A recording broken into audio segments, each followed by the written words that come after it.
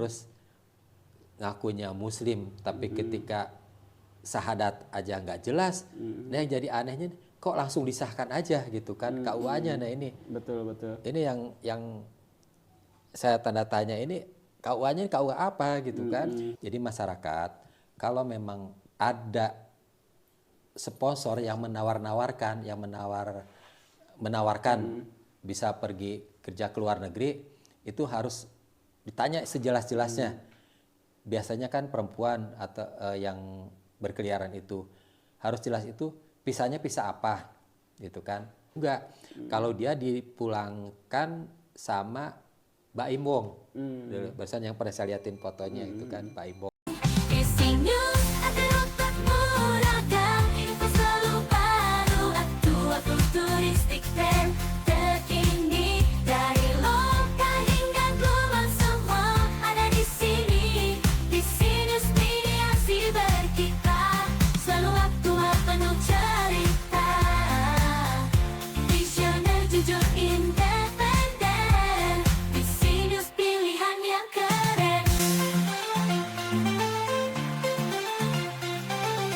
Pemirsa PC.News, pada siang ini kita akan membahas mengenai sebuah fenomena yang kemarin diindikasikan oleh Ketua BP2MI Pusat, Pak Beni Ramdhani, mengenai adanya sindikat pekerja di luar negeri yang mempekerjakan pekerja migran sebagai operator mungkin di judi online dan scammer. Di samping itu ada fenomena menarik juga belakangan ini, ada pengantin pesanan di mana si pelakunya itu laki-lakinya itu mengaku dari Cina, menikah dengan orang kita, setelah nikah kemudian dibawa ke luar negeri. Nah, untuk mengupas masalah ini kita akan berbincang dengan beliau nih yang sudah berpengalaman sekali, pernah menangani banyak hal yang kaitan dengan korban sindikat pekerja migran di luar negeri dan juga pengantin pesanan ini. Di redaksi PC.News yang ini sudah hadir Ketua Harian Asosiasi Purna Pekerja Migran Indonesia atau APPMI, Pak Paryanto. Beliau juga sebagai Sekjen NGO Jangkar Karat. Selamat siang, Assalamualaikum Pak Yanto. Selamat siang, Waalaikumsalam warahmatullahi wabarakatuh. Gimana kabarnya siang ini, sehat? Alhamdulillah, harus sehat. Sehat ya. Gimana kesibukannya hari-hari ini? Ya. Saya panggil Kang Yanto aja ya. Ya siap.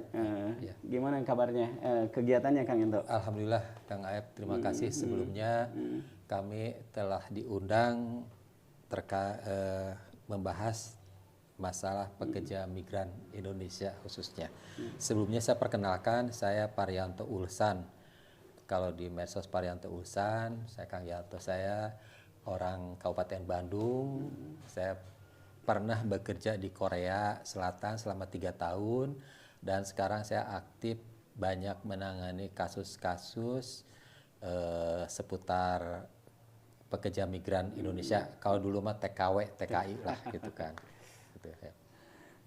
Ya, saya sangat senang sekali Kang Ep, kita diajak ngobrol diskusi terkait permasalahan pekerja migran Indonesia. Memang kalau untuk kita berbicara membahas pekerja migran, itu sebaiknya ada beberapa lembaga OPD untuk duduk bersama, bukan untuk saling menyalahkan, tapi kita untuk berdiskusi, sharing, begitu Kang Ep.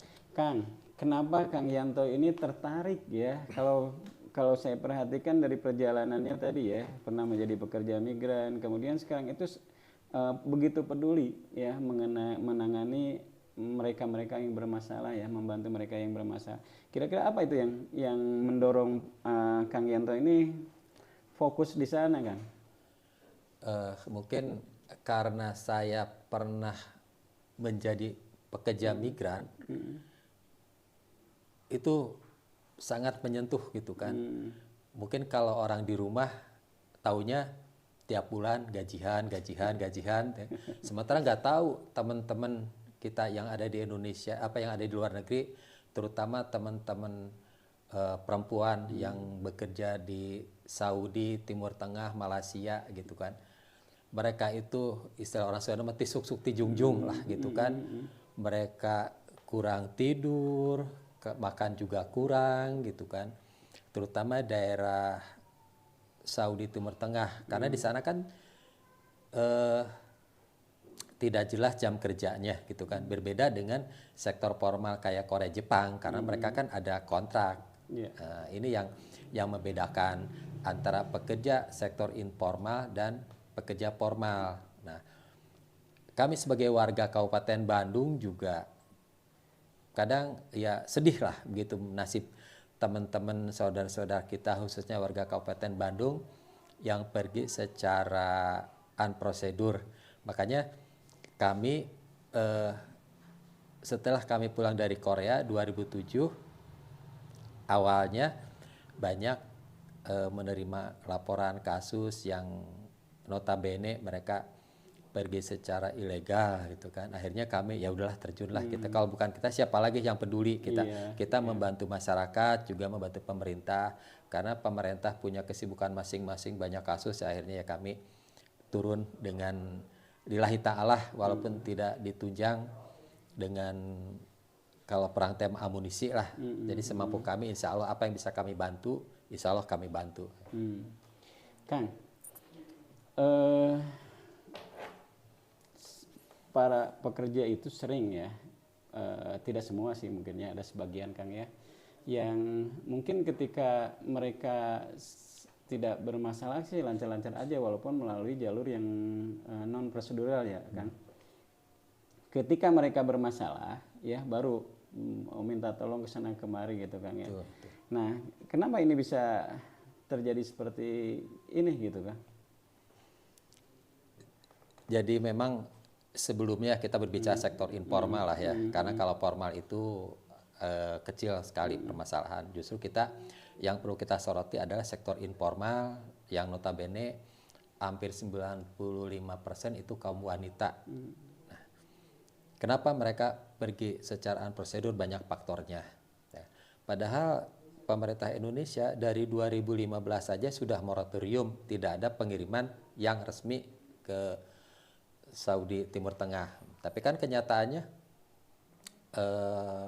masih banyak juga, termasuk warga Kabupaten Bandung gitu kan, mereka yang pergi secara unprosedur. Jadi faktor yang utama adalah masalah ekonomi, itu yang paling mendasar. Yang jadi satu alasan kuat. Satu ya, alasan kuat itu. Terus yang keduanya, mereka bukan tidak tahu, mereka ada yang tahu bahwa itu adalah ilegal, tapi karena kebutuhan akhirnya mereka nekat gitu kan. Nah, terus keduanya perlunya kita melakukan sosialisasi edukasi ke masyarakat, terutama ke desa-desa lumbung pekerja migran. Kami sebagai penggiat, saya nggak ngelarang, itu hak mereka kok gitu kan. Itu hak mereka. Cuman ketika mereka memutuskan mau jadi TKW pekerja migran, terutama yang non ini yang harus kita tandai kenapa? Karena yang non itu rata-rata mereka kan belum siap mental. Makanya ketika mereka mau pergi, saya selalu pesan, siapkan mental, itu yang utama. Nah, terus kedua, siapa sponsor calo agennya? Itu yang mereka. Kenapa? Ketika terjadi masalah di sana, mereka ke siapa mengadu? Betul. Ketika ada masalah, ya syukur-syukur alhamdulillah kalau tidak ada masalah gitu ya, seperti yang Kang F bilang, mereka pergi secara unprosedur, banyak juga yang mereka sampai di sana dapat majikan bagus, pulang dengan selamat, ya alhamdulillah. Tapi nggak sedikit mereka sampai di sana yang bermasalah, kemana mereka harus mengadu? Nah ini makanya saya sebagai penggiat, sebagai mantan pelaku migran juga ayo kita sama-sama lah, karena urusan migran bukan hanya tanggung jawab Disnaker atau BP3M saja, tapi tanggung jawab kita bersama. Untuk melakukan edukasi. Ini loh resikonya kalau pergi secara prosedur itu begini, tidak ada pelindungannya. Iya, iya. Kang, kita sangat memahami ya kalau misalnya yang unprocedural ini kemudian ada masalah ya. Tapi ada juga ternyata Kang yang prosedural tetapi ketika setelah diberangkatkan itu bermasalah. Salah satu contohnya yang pernah kita bahas ya, yang di Bandung Barat itu Kang, Wildan, itu kan prosedur ya. Beliau itu mengikuti pelatihan di Sukabumi, kemudian disalurkan melalui agen yang resmi ya. Tapi ketika di luar negeri ternyata bermasalah Kang. Nah ini banyak nggak kasus-kasus seperti ini Kang? Atau gimana gitu ya? Jadi nanti si calon pekerja migran ini harus mencari patokannya kemana? Yang prosedural aja ternyata bisa bermasalah gitu kan? Ya tuh. Jadi memang himbauan ke masyarakat gitu kan. Ketika kalau Wildan, kasus Wildan itu kan akhir-akhir ini Wildan yang dikirim ke Myanmar. Nah, betul awalnya Wildan adalah dia siswa ke Korea. Kebetulan LPK-nya jelas LPK-nya ada betul, gitu kan. Betul. Nah, awalnya Wildan itu bukan orang biasa, dia tuh seorang sarjana gitu kan. Nah, awalnya dia mau pergi ke Korea, betul melalui sebuah lembaga karena tugas LPK itu kan hanya melatih mendidik gitu kan. Nah, ini ada yang salah nih. LPK kok bisa memberangkatkan? Padahal itu nggak boleh. LPK itu tugasnya adalah hanya mendidik, melatih. Nah, kecuali kalau misalkan LPK itu udah punya SO, misalkan untuk ke Jepang, itu boleh gitu kan. Tapi itu magang, bukan bekerja. Nah, kalau kasus Wildan, jadi awalnya itu dia belajar. Nah, untuk bisa sampai Korea itu kan ada beberapa tahapan-tahapan. Salah satunya adalah mereka harus lulus bahasa dimanapun itu dia belajar bahasanya. Dia kita harus pintar-pintar juga cari LPK gitu kan. Karena nggak sedikit tadi yang jadi korban. Nah, karena dia kemarin itu kasus Wildan itu kalau nggak salah dia pernah gagal atau belum ada ujian yang dilakukan oleh BP2MI yang kerjasama dengan HRD Korea. Nah, tapi oleh pemilik LPK disarankan udah kamu kerja aja dulu ke sini. Nah, karena Wildan kurang berpengalaman, kurang tahu, akhirnya dia nurut. Nah, pergilah dia kalau nggak salah kemarin itu ke Thailand apa Bangkok? Betul, Thailand. Ke Thailand. Nah, ternyata dia dikirim ke Thailand, di Thailand itu mungkin karena si Wildan itu berpendidikan, akhirnya dia dikirim jadi scammer gitu kan. Nah, ini yang masyarakat harus tahu itu sebelum memutuskan menjadi pekerja migran, cari informasi, apalagi kan sekarang di BP2MI ada Cisco P2MI atau di Siap Kerja, di situ kan ada gitu. Makanya masyarakat juga harus cerdas dikit lah gitu kan. Nah, ini yang jadi masalah ini yang sektor informal ini yang nanti Kang sebentar yang kaitan dengan tadi ya. Kita kalau melihat cerdas kan Wildan ini termasuk cerdas ya, beliau itu ya, dia sarjana dari sebuah perguruan tinggi yang cukup ternama juga di kota Bandung ya. Secerdas beliau saja bisa sampai jadi korban gitu kan.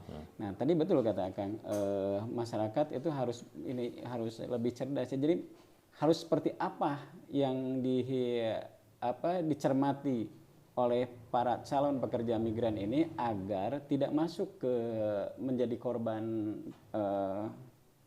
sebuah sindikat di sananya gitu kan.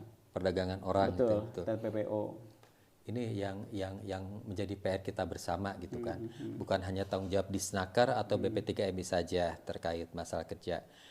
Jadi masyarakat itu banyak karena intinya mereka ekonomi ya yang membuat mereka pergi ke luar negeri. Tapi masyarakat ini kadang-kadang khususnya Jawa Barat ini ya, maaf gitu kan, berbeda dengan wilayah Jawa Tengah, Jawa Timur. Ini untuk sektor informal. Nah, ketika ada masyarakat suka bertanya, Pak saya mau kerja ke luar negeri, usia berapa, pendidikan apa? Saya selalu menyarankan jangan ke wilayah Saudi Timur Tengah, cobalah ke Asia Pasifik. Kenapa ke Asia Pasifik? Asia Pasifik itu Singapura, Taiwan, Hong Kong,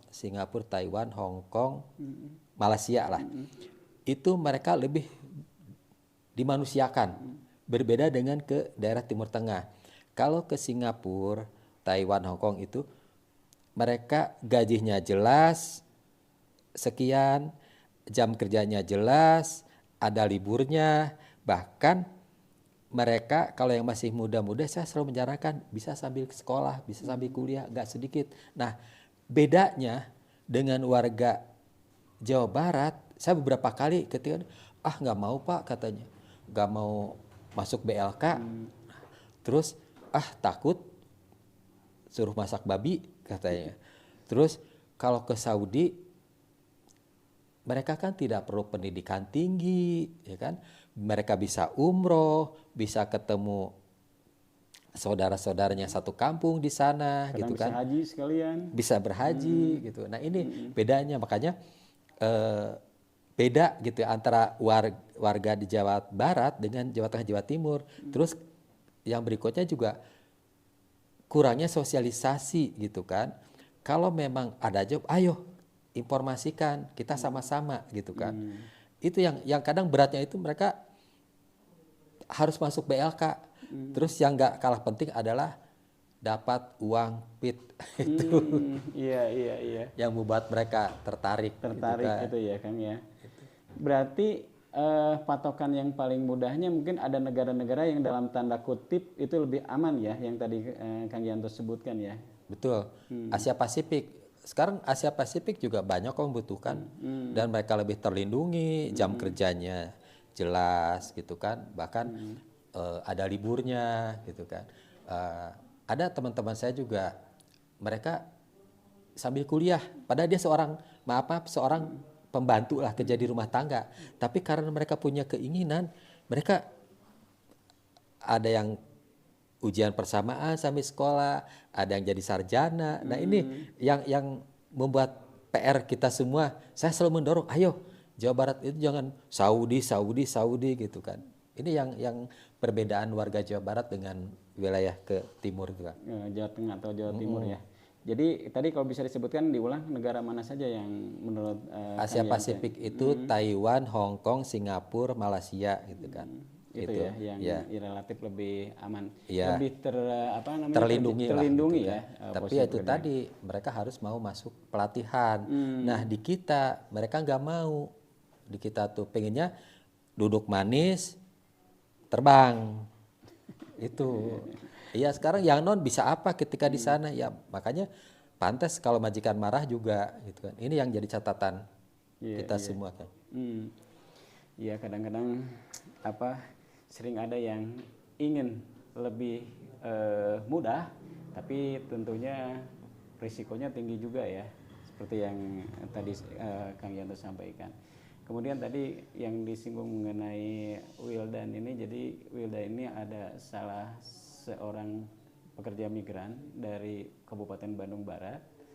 Dia itu berangkat ke Thailand, kemudian di Thailandnya itu ternyata dijual ke sebuah sindikat di Myanmar. Sampai hari ini ya itu udah diupayakan sebetulnya sampai ke BP2MI, sampai ke Bareskrim, termasuk Kang Yanto ini yang menguruskannya, belum bisa pulang ya. Jadi sekarang itu masih diupayakan, sudah 2 tahun dipekerjakan sebagai pekerja paksa, scammer di sana, dan sampai sekarang belum pulang. Mudah-mudahan bisa segera ada jalan keluar. Kita lanjut ya Kang Yanto ya. Nah sekarang begini Kang, tadi kita menyinggung pekerja migran yang dipekerjakan di judi online dan sebagai scammer Kang ya.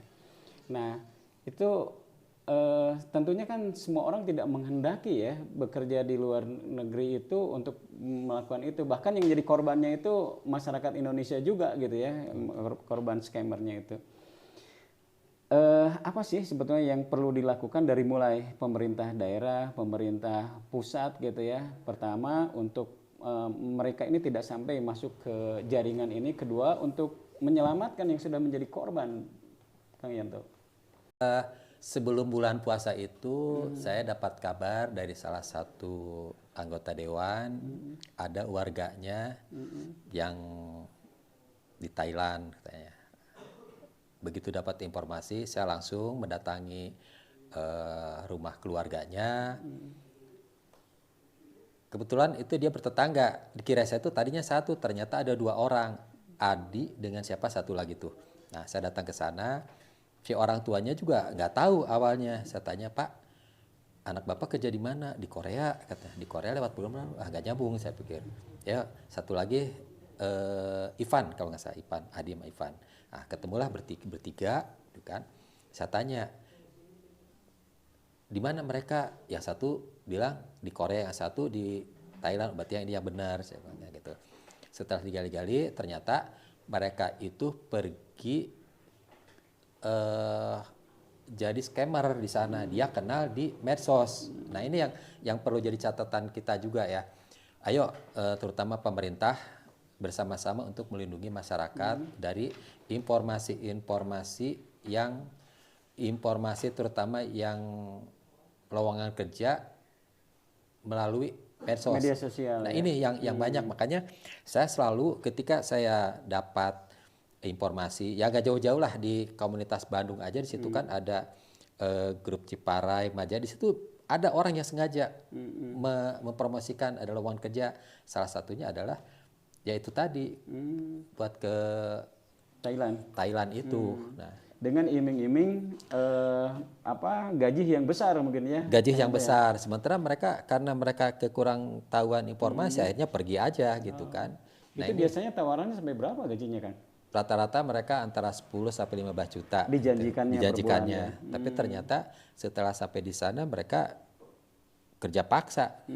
Selain scammer, judi online juga, karena mereka kalau orang yang berpendidikan ini yang riskan itu kayak salah satunya Wildan. Kalau orang yang nggak bisa apa-apa, nah itu yang cepat diproses pulang itu. Iya. Ya itu Kang ya. Terus yang harus dilakukan oleh pemerintah daerah sama pemerintah pusat itu kira-kira apa Kang ya? Misalnya gini Kang, salah satunya mungkin tadi ya yang kita diskusikan sebelum ngobrol gini, perlunya perda mengenai perlindungan pekerja migran gitu ya. Ya itu mungkin untuk tingkat kabupaten kota ya. Di provinsi udah ada?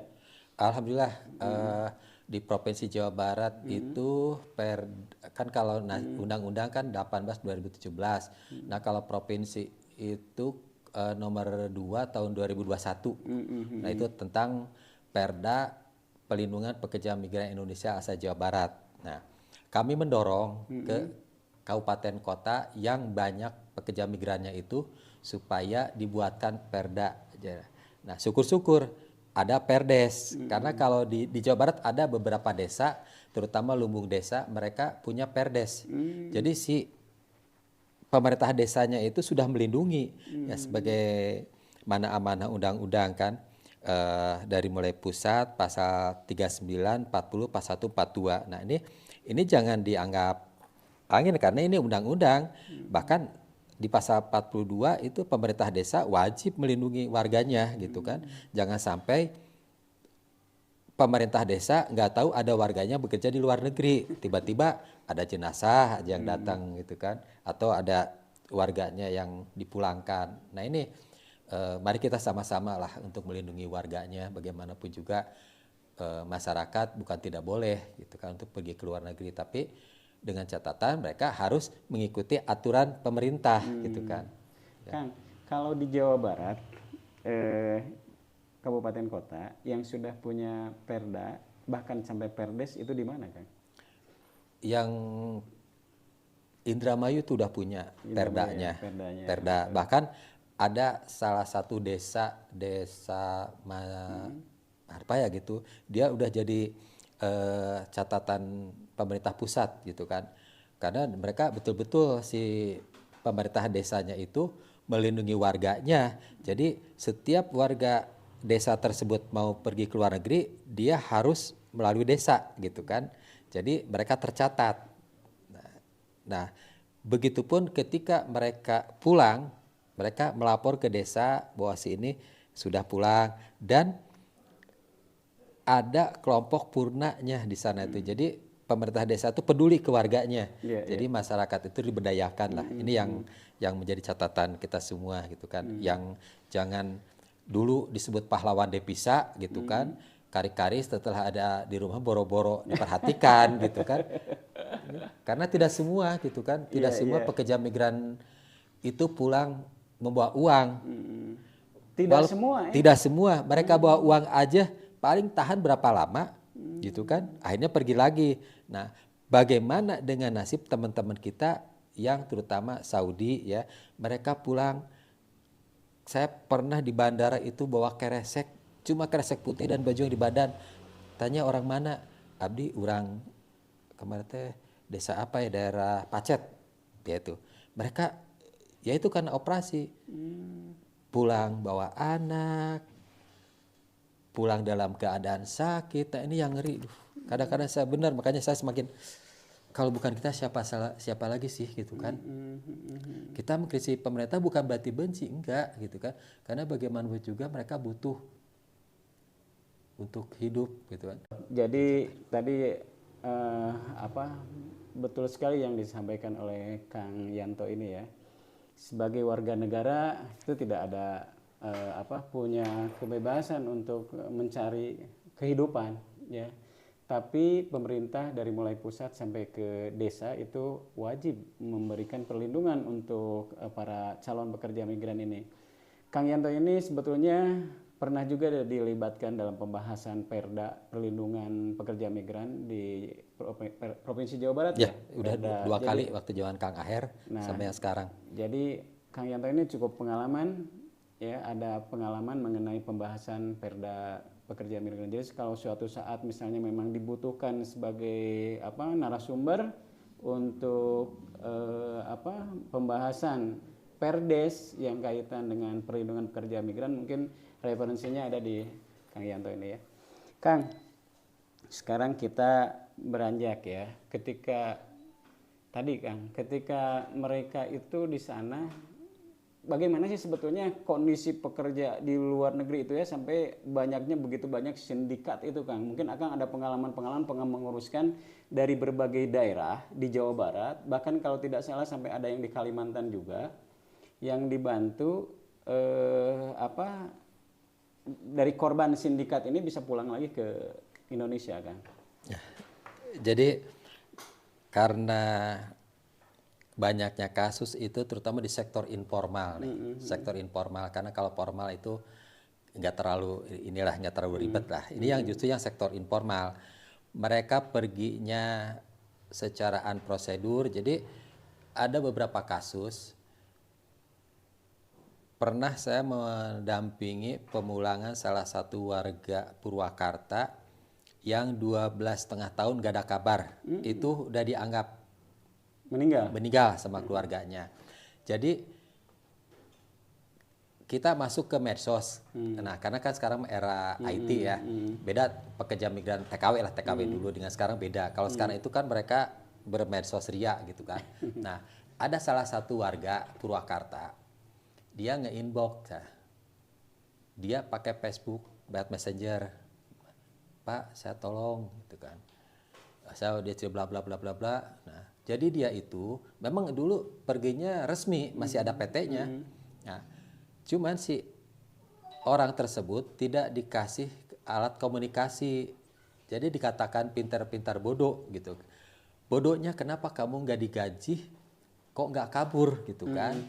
Nah, pintarnya dia itu walaupun tidak dikasih alat komunikasi, dia pakai HP anak majikan yang deblok kata dia tuh. Nah, dia bikin Facebook. Nah, karena Facebook kan nggak terbecak. Nah, dia itu pun ketika ngantar anak majikan sekolah, dia pakai komunikasi dengan saya diminta tolong gitu kan.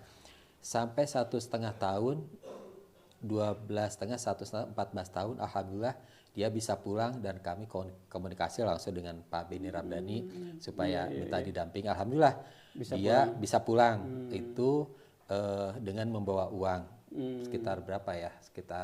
Mungkin sekitar 400-500 juta. Alhamdulillah sekali ya, betul. Saya seneng gitu kan. Nah, ini makanya ke pemerintah, ayo bikin menugaskanlah salah satu, kan nggak mungkin sekarang dinas tersebut tiap hari depan kerjaan atau LTSA atau MPP yang sibuk terus kan, sekali-kali masuk ke medsosnya Saudi, Timur Tengah, karena di situ kita ini bakal menemukan hal-hal permasalahan itu. Alhamdulillah Kang, banyak, ya bukan banyak, ada lah warga, terutama yang non ini yang kadang-kadang jangan prosedural. kan, ya itu adaptasi, mereka adaptasi.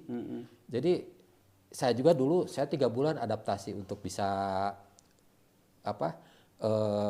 menikmati pekerjaan gitu kan. Nah, alhamdulillah kalau yang siapa tuh Pak Enan mah saya gede ke esok gitu kan. Terus gitu kan kita saya dampingi, alhamdulillah gitu kan. Akhirnya mereka betah gitu kan. Nah, ini yang harus kita support teman-teman tuh. Percuma dan mereka pulang juga, dan mereka mah butuh dikejar-kejar utang mah gitu kan. Kang, sambil minum Kang, santai aja.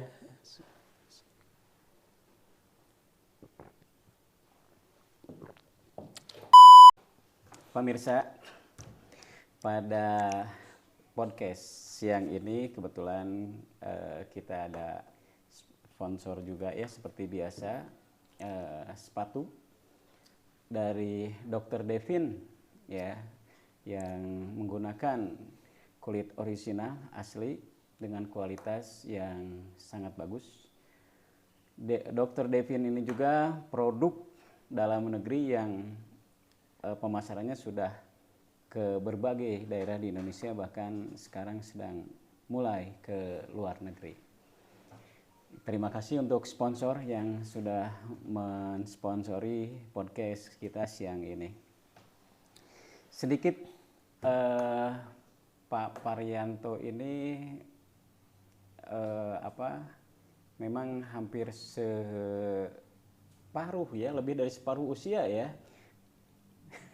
Beliau juga tidak menyangka terjun ke yang berkaitan dengan pekerja migran. Beliau sebetulnya tadinya dari konsultan untuk proyek, kemudian dia mengantar adiknya bekerja migran, ternyata beliau tertarik sampai akhirnya tahun 2004 beliau itu sempat bekerja sebagai pekerja migran sampai 2007 sampai 2007 ya. Jadi 3 tahun. 3 tahun. Jadi beliau ini sudah berpengalaman bagaimana romantika sebagai pekerja migran. Kemudian setelah itu beliau banyak mengaktifkan diri membantu para pekerja migran ini ya, memberikan penerangan mengenai prosedurnya seperti apa, menjadi pekerja migran yang aman seperti apa gitu ya. Walaupun memang banyak juga akhirnya yang unprocedural ya, karena memang tadi tuntutan kebutuhan itu tidak bisa dibendung. Sampai hari ini Pak Kang Yanto ini terus aktif di dunia itu, di dunia pekerja migran. Oke, kita lanjut ke bagian lain dari diskusi kita siang ini. Kang, kita sekarang beralih ke pengantin pesanan. Jadi begini Kang, sama sih modusnya itu luar negeri juga Kang ya. Di sananya mungkin juga ada yang jadikan korban atau ini tidak tahu kita ya. Tapi belakangan ini cenderung muncul lagi, maaf ya, orang yang mengaku dari Tiongkok datang ke Jawa Barat, Kabupaten Bandung, kemudian dia itu menikahi anak usia di bawah umur ya. Jadi si korbannya ini rata-rata usia di bawah umur ya, ada 16 tahun, pokoknya masih gadis. Setelah menikah langsung dibawa ke Cina ya. Setelah itu tidak tahu kabarnya gimana ya. Ternyata kata Kang Yanto ini itu sebetulnya modus lama yang sekarang muncul lagi. Jadi memang harus lebih hati-hati. Nah, kita ingin tahu nih, jadi modus lama itu seperti apa pengalaman Kang Yanto yang pernah menangani pengantin pesanan ini? Silakan Kang. Siap, terima kasih. Betul. Apa yang disampaikan Kang Aep. Jadi kasus nikah antara warga khususnya Bandung dengan Cina lah, kita menganggap Cina itu kan ada Cina daratan, ada Cina.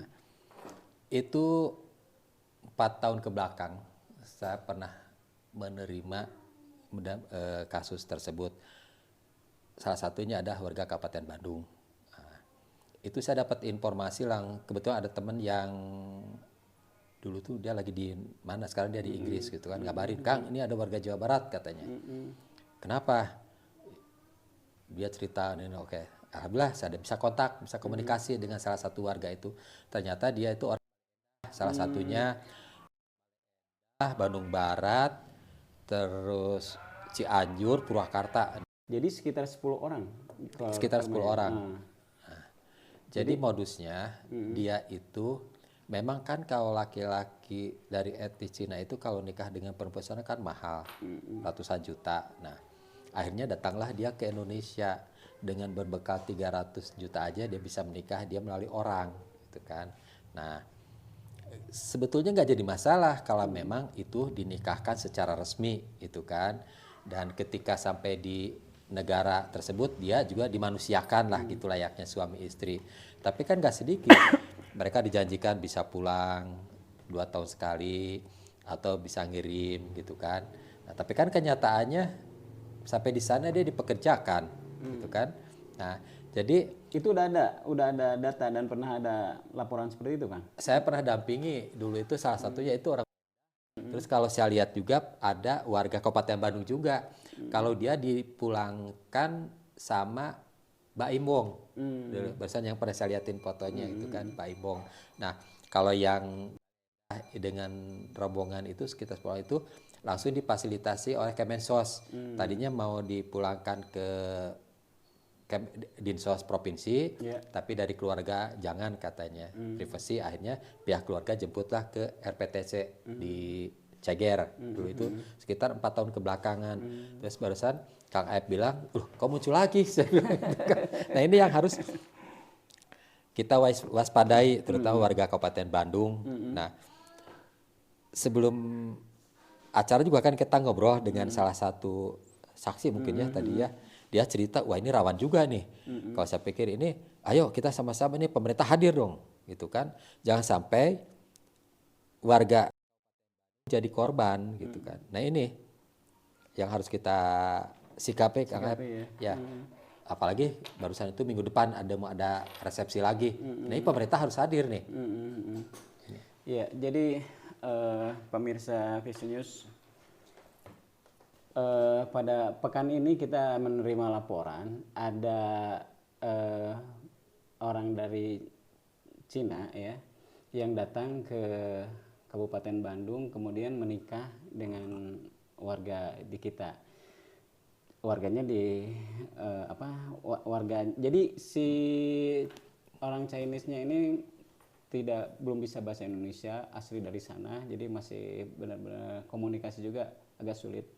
Yang belum jelas itu memang apakah mereka dilengkapi juga dengan dokumen ya yang diharuskan seorang warga luar negeri menikah dengan warga Indonesia atau tidak ya. Mungkin itu nanti harus kita tanya juga ke KUA setempat ya Kang ya. Nah ini. Gitu. Nah kebetulan dari 2 pernikahan yang sudah terjadi itu si pengantarnya itu sama. Jadi yang datang itu hanya 3 orang, pengantarnya yang sama. Ke pernikahan yang kedua juga pengantarnya sama. Bahkan hari Minggu ini, Minggu tanggal berapa ya? Minggu 4. Sekarang. Minggu tanggal 4 Agustus itu mau ada lagi pernikahan orang luar negeri ini dengan warga Kabupaten Bandung. Itu mungkin yang harus disikapi. Kalau sejauh mengikuti prosedur yang ada sih tidak masalah mungkin ya. Artinya apa? Untuk melindungi daripada keluarga pengantin perempuan yang ada di sini juga. Kalau misalnya jelas dokumen segala macamnya ya. Bagaimana kalau misalnya tidak ya kan ini bisa sama dengan melepas keluarga orang-orang yang tidak kita kenal. Ya, Kang, lanjut Kang. Jadi memang itu sudah pernah ya tahun 2016 ya? Ya sekitar 4 tahun ke belakang, tahun 2000-an. Berarti 2000-an sebelum corona ya. Jadi sebelum corona berarti ya. 2018. Jadi modus-modus itu kemarin marak. Awalnya sih kalau warga Kalimantan Barat itu kan udah biasa lah ya gitu kan. Nah ini mereka tuh ngambil warga Jawa Barat tuh, dan ternyata tersebar gitu deh. Kemarin tuh ada beberapa kabupaten kota dan sekarang malah menimpa warga. Nah ini harus jadi perhatian juga nih. Betul. Kalau memang mau nikah, niat nikah, ya kan harus jelas. Kalau istilah orang Sunda mah kudu orang Jawa bobot bebet bebetna gitu kan harus jelas. Sementara ini bahasa Indonesia aja balelol, terus ngakunya Muslim, tapi ketika syahadat aja nggak jelas. Nah yang jadi anehnya kok langsung disahkan aja gitu kan KUA-nya. Nah ini betul. Ini yang saya tanda tanya, ini KUA-nya KUA apa gitu kan? Kan kenapa bisa dikatakan pengantin pesanan kan? Jadi dikatakan pengantin pesanan itu istilah karena mereka kan pingin nikah gitu kan. Karena kalau nikah dengan sesama etnis di sana kan mahal perempuan itu. Pesanan itu dalam artian ada orang yang memesannya orang Nah Indonesia ini sendiri. oknumnya di kita ini. Jadi memang ada orang di Indonesia sendiri yang memang memesan ya. Betul. Si calon pengantin. Jadi ada oknum seperti yang tadi kita ngobrol kan sebelum dengan siapa si bapak yang saksi lah mungkin. Saya kan ngobrol awalnya. Nah, ternyata apa yang disampaikan bapak itu benar kan gitu kan. Nah ini jadi si majikan si pengantin prianya itu ngasih ke salah satu oknum lah gitu kan di kita. Mungkin sekitar 300 juta gitu kan. Buktinya kan keterima sama keluarganya nggak seberapa. Itu, nah ya. itu. Jadi kan ada oknum-oknum tersebut. Apalagi waktu nikah yang pertama katanya kan datang ngomongnya 15 orang ternyata 3 orang. Terus pas gilirannya pengantin kedua orangnya itu juga, berarti kan ini udah jaringan. Nah ini yang supaya pemerintah itu melindungi warganya, nggak jadi masalah sih nikah asal jelas gitu kan, nikah secara aturan pemerintah gitu kan. Nah ini yang dikhawatirkan ketika mereka sampai di sana dia nggak bisa balik lagi. Kenapa? Loh saya kan udah beli kok, saya udah ngeluarin biaya gede. Nah ini harus kita jaga, jangan sampai kejadian-kejadian sebelumnya. Pemerintah harus turun gitu kan. Justru kita mencegah. Iya. Gitu kan. Jadi selain pemerintah juga mungkin masyarakat juga bisa mencermati ya, apakah memang sesuai dengan prosedur atau tidak ya. Jangan sampai, karena itu kan yang harus kita lindungi adalah warga kita sendiri ya. Kang, barangkali ada lagi yang mau Akang sampaikan dengan kaitan dengan pekerja migran dan nikah pesanan ini? Yang saya pesankan ke khususnya warga masyarakat Kabupaten Bandung gitu kan. Ketika mau memutuskan jadi pekerja migran khususnya sektor informal ini, karena kalau formal itulah kita nggak usah terlalu diinikan, walaupun memang ada 1-2 permasalahan. Ini yang sektor informal ini. Jadi masyarakat kalau memang ada sponsor yang menawarkan bisa pergi kerja ke luar negeri, itu harus ditanya sejelas-jelasnya.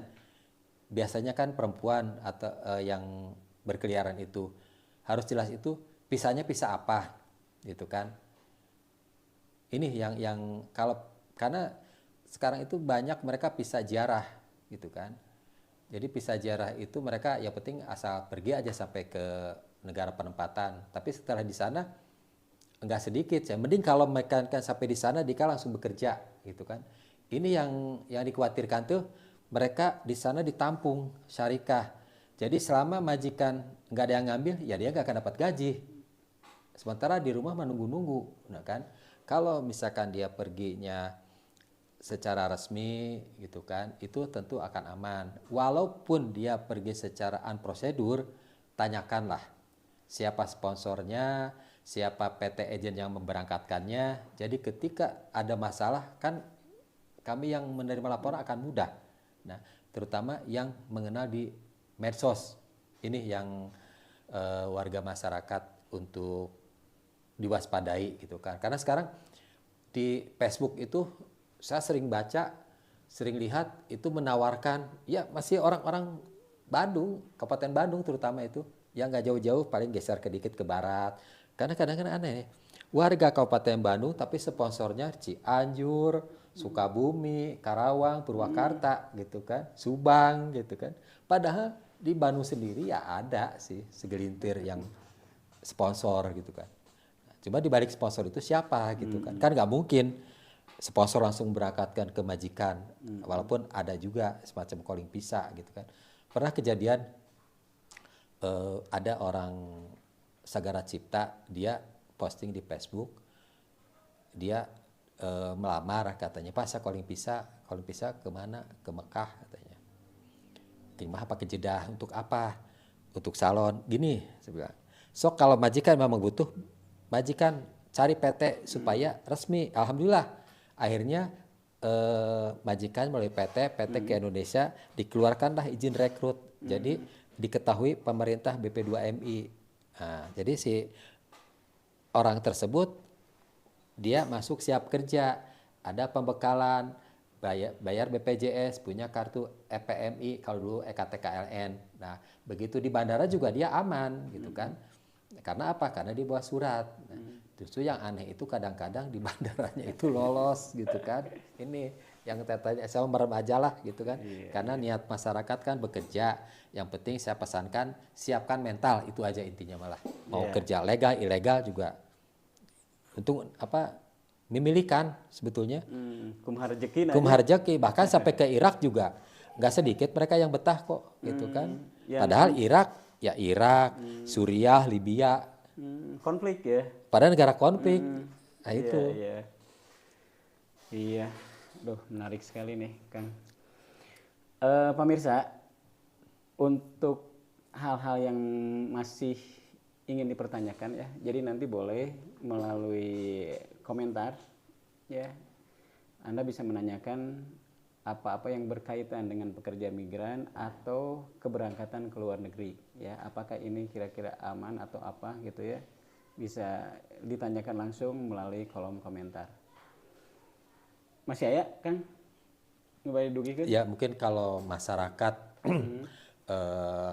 butuh misalkan ada permasalahan, bisa kontak kami di nomor WA saya di 0813-9425-8264. Insya Allah selama kami bisa bantu, akan kami bantu. Cuman kalau laporan ke kami harus sabar. Kenapa harus sabar?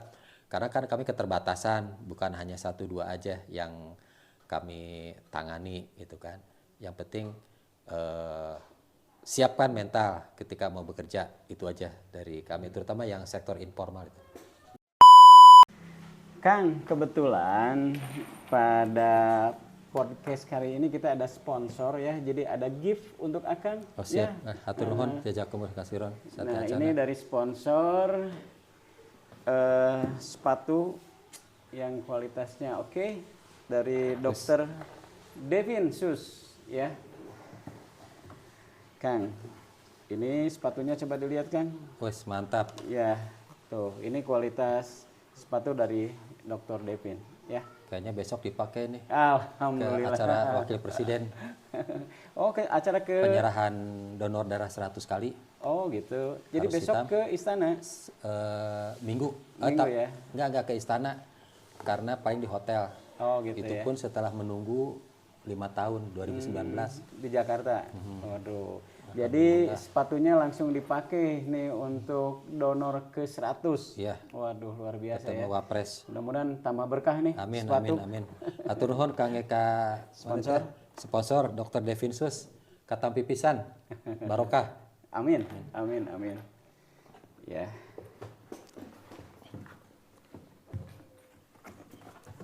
Ya, turun. Terima kasih ya. Baiklah pemirsa, untuk podcast kita siang ini kita cukupkan sampai di sini. Semoga apa yang disampaikan oleh Kang Yanto ini bisa benar-benar bermanfaat dan menjadi wawasan bagi masyarakat, khususnya calon pekerja migran Indonesia yang akan berangkat ke luar negeri. Untuk hal-hal yang ingin ditanyakan, silahkan Anda sampaikan melalui kolom komentar di YouTube-nya Visi.News. Baik, terima kasih sampai di sini, Kang. Hatur nuhun pisan Kang kehadiranna. Sambil hatur. Ya, tong bosen. Amin. Siap irhawai terkait migran Kang. Iya, kita cukupkan sampai di sini. Billahi taufiq wal hidayah. Assalamualaikum warahmatullahi wabarakatuh. Waalaikumsalam warahmatullahi wabarakatuh. Terima kasih. Ya.